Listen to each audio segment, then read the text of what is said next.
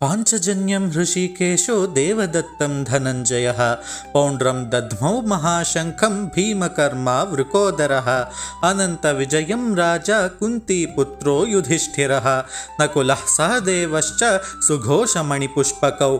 ಶ್ರೀಕೃಷ್ಣ ತನ್ನ ಪಾಂಚಜನ್ಯವನ್ನು, ಅರ್ಜುನ ದೇವದತ್ತವನ್ನು, ಭೀಮನು ಪೌಂಡ್ರ ಶಂಖವನ್ನು ಮೊಳಗಿಸಿದರು. ರಾಜ ಯುಧಿಷ್ಠಿರನು ಅನಂತ ವಿಜಯವನ್ನು, ನಕುಲ ಮತ್ತು ಸಹದೇವ ಸುಘೋಷ ಮತ್ತು ಮಣಿಪುಷ್ಪಕಗಳನ್ನು ಊದಿದರು.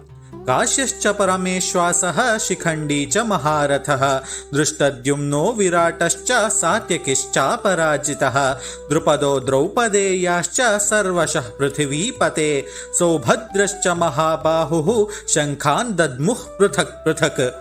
ಇವರ ಜೊತೆಗೆ ಕಾಶಿ ರಾಜ ಶಿಖಂಡಿ, ದೃಷ್ಟದ್ಯುಮ್ನ, ವಿರಾಟ, ಸಾತ್ಯಕಿ, ದೃಪದ, ಅಭಿಮನ್ಯು, ದ್ರೌಪದಿಯ ಪುತ್ರರು ಹೀಗೆ ಪ್ರತಿಯೊಬ್ಬರೂ ತಮ್ಮ ಶಂಖಗಳನ್ನು ಪ್ರತ್ಯೇಕವಾಗಿ ತಮ್ಮದೇ ಆದ ವೈಶಿಷ್ಟ್ಯದೊಂದಿಗೆ ಮೊಳಗಿಸಿದರು. ಸಘೋಷೋಧಾರ್ತ ರಾಷ್ಟ್ರಾಣಾಂ ಹೃದಯಾನಿ ವ್ಯದಾರಯತ್ ನಭಶ್ಚ ಪೃಥಿವೀಂ ಚೈವ ತುಮುಲೋ ವ್ಯನುನಾದಯನ್.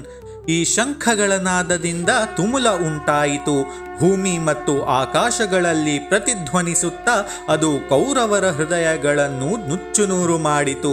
ಇದು ಕೇವಲ ಶಬ್ದವಲ್ಲ, ಇದು ಮಾನಸಿಕ ಯುದ್ಧ, ಒಂದು ಸೈಕಲಾಜಿಕಲ್ ವಾರ್ಫೇರ್. ಅಧರ್ಮಯುತವಾದ ಕೌರವರು ಒಮ್ಮೆಲೆ ಮಾಡಿದ ರಣಶಬ್ದವು ಭೀಷಣವಾಗಿತ್ತು. ಅದು ಪಾಂಡವರ ಹೃದಯವನ್ನು ಬಿರಿಯಲಿಲ್ಲ.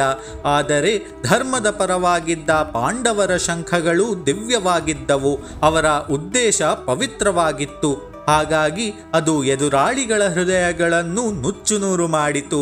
ನಮ್ಮ ಬದುಕಿನಲ್ಲೂ ಅಷ್ಟೇ. ನಾವು ಯಾವುದೇ ಮಹತ್ವದ ಕಾರ್ಯಕ್ಕೆ ಹೊರಟಾಗ ಮೊದಲಿಗೆ ಹೊರಗಿನ ಶಬ್ದವಲ್ಲ, ಆಂತರಿಕ ಸಿದ್ಧತೆ ಮತ್ತು ಆತ್ಮವಿಶ್ವಾಸದ ಶಂಖನಾದ ಮೊಳಗಬೇಕು.